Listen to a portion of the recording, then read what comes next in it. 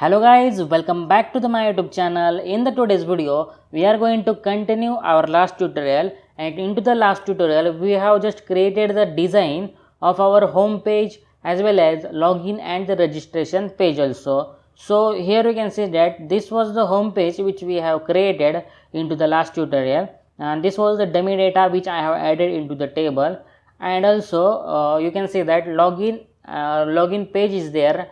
This was the login page, and also this was the registration page which we have created into the last tutorial. And into this tutorial I am going to give the dynamicness to this page, so that is all this data is going to be inserted into the MySQL database. So how to do that I am going to tell you in this today's tutorial. We are creating the CRUD application into the Java by making use of servlet and the JSP. So without wasting a time, let's get started, and let me open the Eclipse IDE. Here you can see that, and as you all know, we have created the packaging structure. You can see that we have separated the logic, all that DAO package, entities, helper package and servlets that we have created as I shown you into the demo video of our project. So now here you can see that now our application need to connection to the database. So how to connect it to the database? For that purpose I have created the helper package. You can see that, and into that helper package I am going to create one class in which name as connection provider, and into that class I am going to create one method such that which returns the connection object, that is which connect the database and our application and returns the connection object. Such a type of the get connection method we are going to create. So now here you can see that first of all let me write all that code. For that let me import the first of all I have to import the Java SQL package, that is import java.sql.star, which is the SQL package of the Java which we require to communicate to the database. In my case I am going to use the MySQL database. So here you can see that I am going to create the static object, that is private connection object, private connection con, which is the variable which I am going to declare here, which is the static variable which I have given. Here you can see that, and also I am going to create the method which is also static method, public static, which returns the connection, and get the connection method is that, and into that we are returning the connection. That method returns the connection, so that I am going to write here like that. And you can see that here I am going to write the code of the Java, that is I am loading the driver, and before that I am going to add the try catch block, because there is the class not found exception could be caught in the future while running the program. So that I am going to write the try catch block here, e.print stack trace, so that we can trace the exception. So for loading the driver we are going to use the Java method which is forName method, class.forName method, and into that I am going to write com.mysql.jdbc.driver, which is the driver for the MySQL database. This is the specific for the specific database, different for the different database. Now I am creating the connection equal to driver manager dot get connection method, and this is the connection method of Java. So and which method takes the three arguments. Very first argument is the database URL, which is I am going to write here jdbc colon mysql colon /, and as I am using the localhost, that is so that I am going to write the host name as localhost, and after that I have to write the database name to which we are going to connect. So I am going to create the database named as emp record. Such a type of the database I am going to create, so that I have written the name like this, and second argument is the username. In my case it is a root, and password is nothing. Third one is a password, which is the nothing in my case. So in this way I have loaded the driver, and creating the connection object. But as you can see, every time when we call this method, get connection method, every time the you can see that load driver is loaded and connection get created, but we don't require that. So that I have added the condition, that is if and if only if connection equal to null, then only we require to create the connection again. So here you can see that as I have written here also. So in this way I have created the code for the getting the connection object. Okay, so now I am going to create the database. You can see that employee record, emp record, which I have written here. So to create the database, I have already installed XAMPP server, that is MySQL, in my computer, and I am going to start the Apache as well as MySQL to use the MySQL database. As you can see, now into the browser I have to write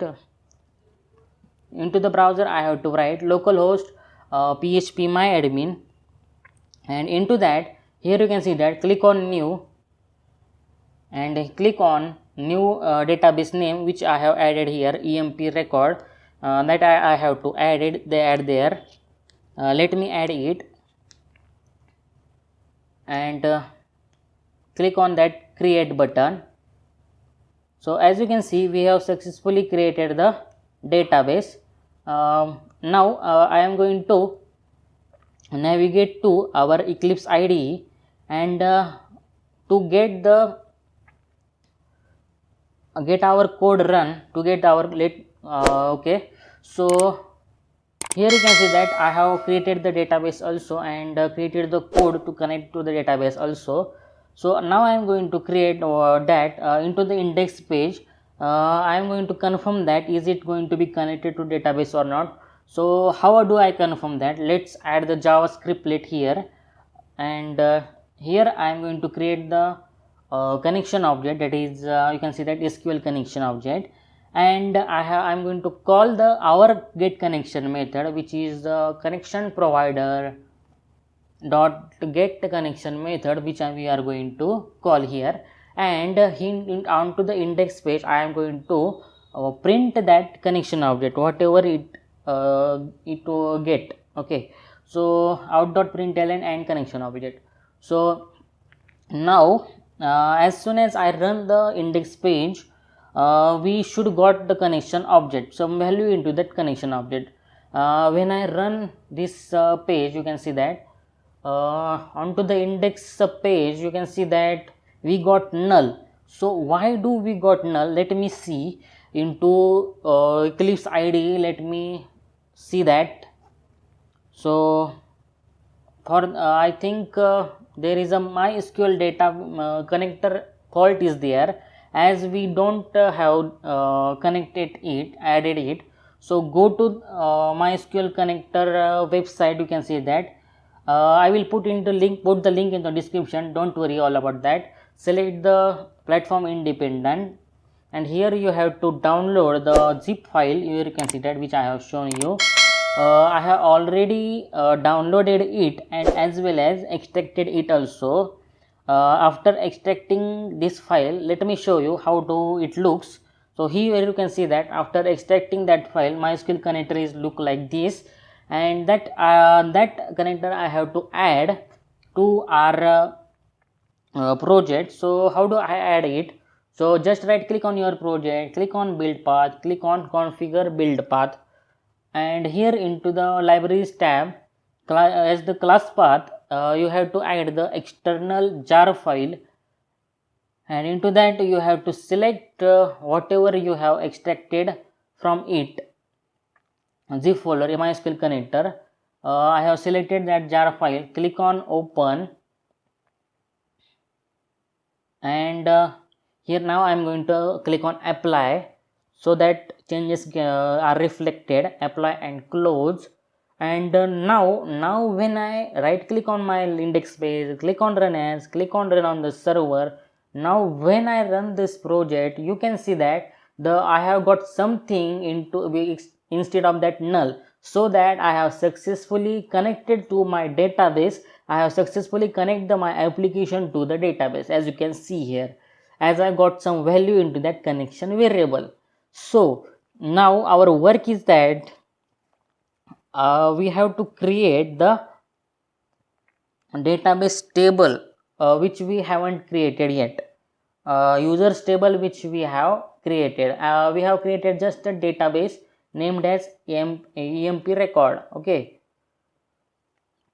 So now we require the table such that into that you accept the name, email, birth date, password, something that we have to accept. So let me create such a type of the table also. Give the table name as, suppose I am going to give table name as users, and number of columns I am going to give here is 6 number of columns I am going to create here, because the first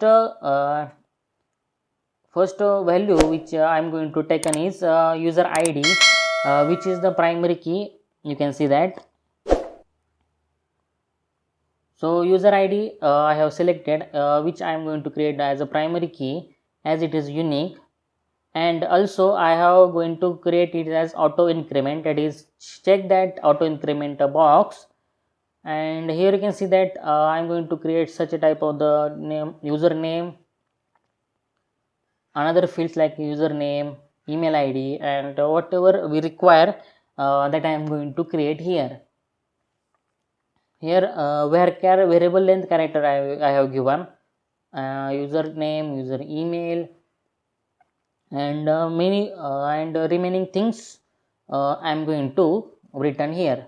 So here you can see that after doing that I have to just click on that save button, and when I click do that, you can see that the table with our specified fields is going to be created in front of you. Here you can see that. So go to the Eclipse IDE and let's create the entities of like that, like as we have created the database table. So to create it, right click on your entity package, click on new and click on new class, which is the user entity which we are going to create, users entity. Let me write as users. Click on finish, and user class is going to be created in front of you. Into that I am going to create the variables as I have created into the same as I have created into the database fields. Private integer user ID, private string username, like that we are going to create. So let me create that all the variables. You can see that. Let me copy paste it and let's change it. Private string user email, this is the then it is a birth date, then it is a gender, and then it is a password. Same field I am going to create here. So private string, which is the password here. So another thing next we require is we are going to create the empty constructor here. We require a constructor here. So how to do that? Click on source, generate constructor from superclass. I have to write first empty constructor I am going to create. Click on generate. Again right click on a file, click on source, click on generate constructor using fields, and select all that fields and click on generate, so that constructor is get created. And also we also require another constructor which is, you can see that, just select all but except the user ID and click on generate. So that constructor also we require in future. Now one thing is remaining, that we have to create the getters and setters for our fields. So generate getters and setters, select all the fields and click on generate.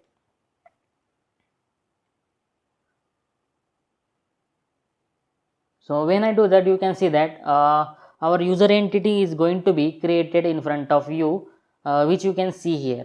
Okay, So this is the user entity which we require to save the user details, that is user type variable. So now we require is now I am going to right click on user DAO and click on the new class, that is user DAO class I am going to create. That is this class is for the communicating to the database, that is user DAO. We are going to create data access object we are going to create. So let me create the class named as user DAO, and into that we are going to create the method which is named as save user method, which we are going to create. So how to create that, let me tell you. So here first of all let me declare the variable, that is connection variable. I have to declare here private connection variable I have to declare, and let me create the constructor using that field. So go to the source, generate constructor using fields, generate constructor using fields, and yes, I have created the connection, you can say the constructor. Now here I am going to create a method such that to save the data into the database. So how to do that, let me tell you. So let me create a public void save user, which is the method, and with that method takes the argument using of the user type variable, that is user entity object it got and save it into the database. So user I have created, and here I am going to add the try catch block. Here also there should be the exception can be caught, so that I am going to do like this, as you can see. Okay, so let me print stack trace here. I have to write. So now into that save user method, what I am going to create is I am going to create a query such that to insert the data into the database. So how to I insert the data into the database? By make use of the query. So I am going to write as insert into users, which is our database table. As you can see, this is our database table. Into that we are going to insert the data. So insert into users, and here I am going to write values.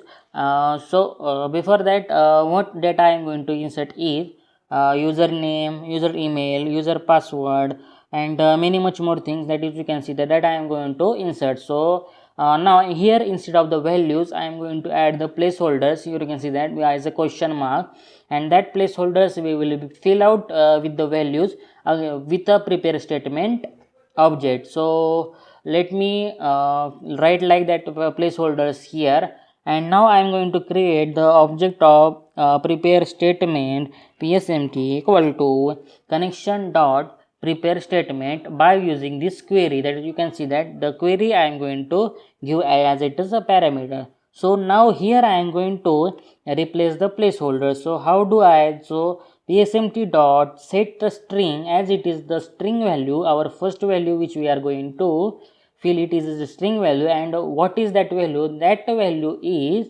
extracted from the user object, that is above user object user dot get username. Now what that user object is, the whatever the parameter is going to be given to that save user method. So into the similar way you can see that I am going to add for our another field also.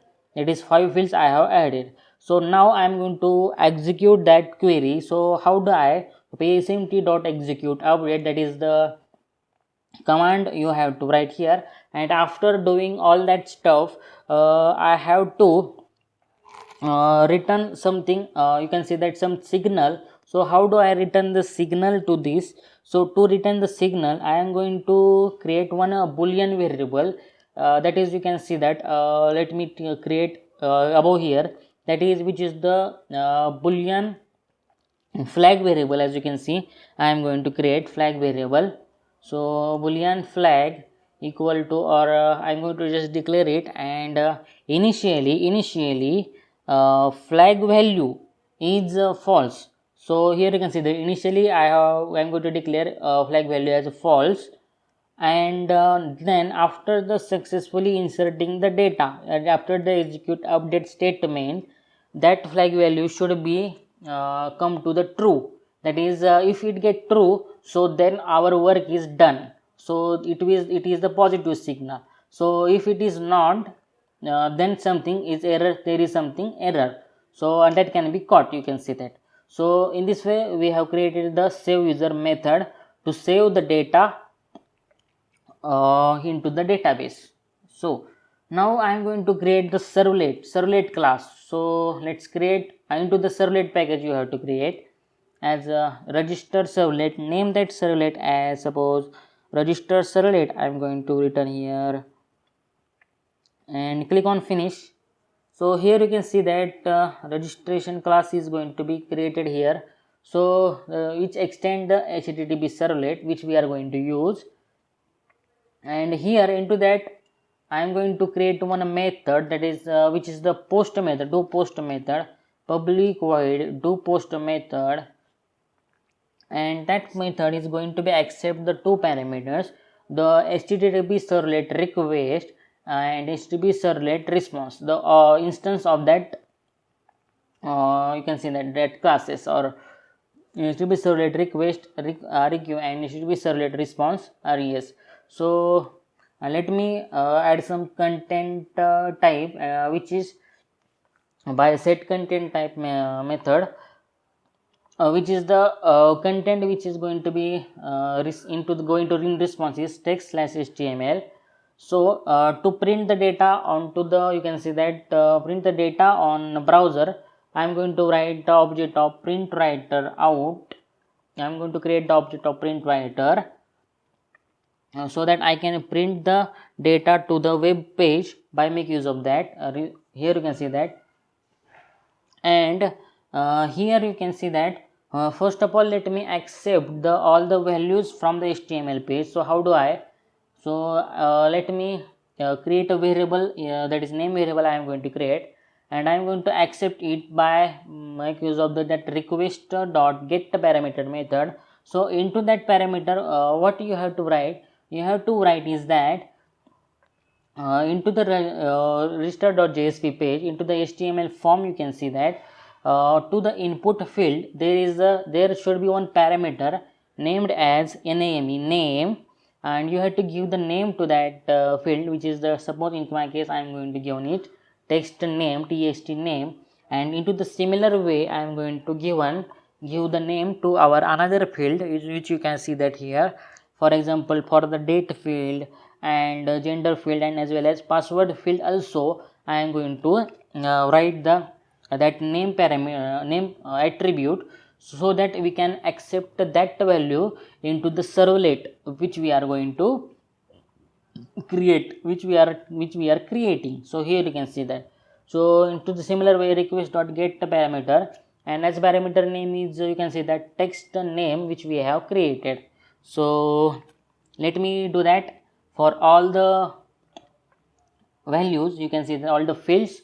So to know that our servlet has been run or not, let me print that all the values which I have accepted onto the browser by make use of the out variable that we have created. So let me write it for all, and here you can see that we have successfully created the registration servlet we have successfully created here. So now I have to register that our servlet to the web.xml, which is the deployment descriptor, as you can see. So here you have to write here you have to register your servlet by make use of servlet tag and servlet mapping tag. You have to write here, you can see that servlet mapping tag into the web.xml deployment descriptor file is that, into that you have to write. So here you can see that I am going to add I am going to register the servlet. Okay,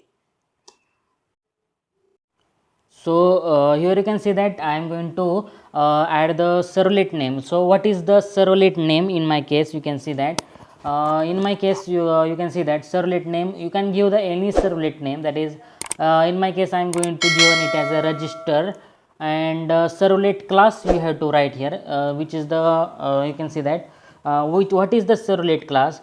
This is the value onto which class you have created the servlet. So I have created the servlet at employee record dot servlet dot register servlet, that is we have to given fully classified name, that is with the packaging structure also. So into the servlet mapping you have to write the, again you have to write the servlet name as same as above. And here one more thing is important, that here you have to write URL pattern to our web page. So URL pattern I am going to write as slash register, at that is at the rate slash register, that action should be performed by the form which we have created into register.jsp page.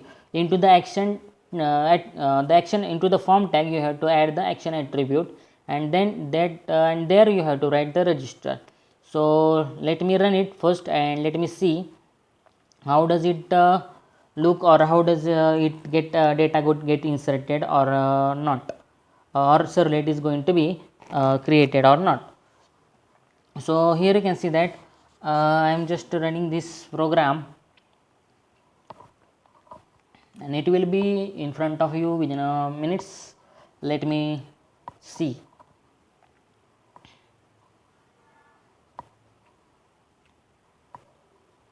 Register.jsp page.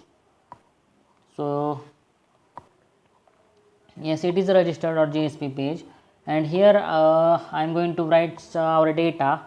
So here you can see that dummy data or whatever that simple data I am going to write here. So password also you can see that I am going to write here. So when I click on register button, you can see that there is nothing happen. So why does it happen? Let me check. So here you can see that into the form tag, yes, I don't have written here action attribute. Into the form you have to write method which is equal to post method we are going to use, which is the secure method, so that our data is not coming into the query string. And action attribute, that is as it is going to the register servlet, that is as I have written the URL pattern into that. So into the action I am going to write register. So now when I put the data into that form, and you can see that dummy data whatever it is, let me write some that data, and you can see that when I register, you can see that the data is going to be printed onto the web page, as you can see.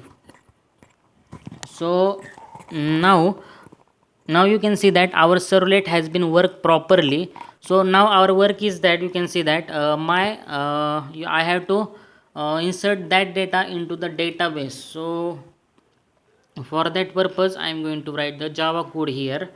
So here you can see that first of all I am going to create the entity. You can see that entity object I have to user entity I have to create, that is object of user entity. So what happening this yes, users u equal to new and user entity, that is as I have created the constructor, so I have set that value to that user variable, user type variable, and that variable I am going to store into the database. So all the data is coming into that u variable, u object, that you can see that. Now I am going to create the object of user DAO as we have created the method into that user DAO equal to new user DAO, and which take the connection object, that is which we have created connection provider dot get connection method using, as you can see. And now by using the user DAO object I am going to call the save user method ud dot save user, as you can see, and passing the parameter of that user entity, that user object. You can see all the data is coming into that user object, and that user object is sent to the user DAO object and user DAO method, which is the save user method. So after doing all that stuff I'm going to print the confirmation out.println data inserted. So whether the data is going to be inserted, we will be going to see this message onto the web browser. So let me run the program and let me show you whether the data is going to be inserted into the database or not. So click on run as, click on run on the server. So let me add the registration. Let me run the registration form. As you can see, I am going to click on run as, run on the server, and this was the registration form. Let me add some data. uh, Date of birth, you can see that. Let me add something, and this data is going to be inserted into the database if all my code is right. There will be no exception, then only. Let me click on that register button. As you can see, the data is going to be inserted into the database successfully. To verify that, how do I verify that? To verify that, I'm going to go to my localhost database, that you can see that, and into the user table, and into the database, you can see that into the user table, you can see that the data is going to be inserted into the database. That is, we have successfully registered our user. So in this way, I have created the successfully registration module, that is I am going to create it here. So into the next video, I am going to create the login module also. This is a very easy. We have to just create one method which accept the username and user email and password, and return the another user. So let me do that into the next video.